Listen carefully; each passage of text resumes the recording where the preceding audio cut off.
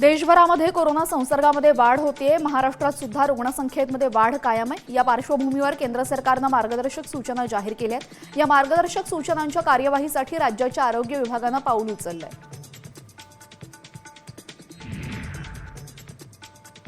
कोरोनाने राज्यभरामध्ये चांगलाच धुमाकूळ घातलेला आहे। देशामध्ये 4026 ऍक्टिव्ह रुग्ण आहेत। केरळमध्ये सर्वाधिक 1435 रुग्ण आहेत, तर महाराष्ट्र दुसऱ्या क्रमांकावर असून 506 ऍक्टिव्ह रुग्ण महाराष्ट्रात आहेत। आषाढी वारीवर कोरोनाचं संकट आणखीन गडद होत चाललेलं आहे। माळशिरसच्या वेळापुरामध्ये कोरोनाचा नवा रुग्ण आढळून आलेला आहे। त्यामुळे माळशिरस तालुक्यामध्ये कोरोना रुग्णांची संख्या 4 झालेली आहे। आषाढीच्या तोंडावर कोरोना रुग्ण संख्या वाढू लागल्याने चिंता वाढू लागली आहे।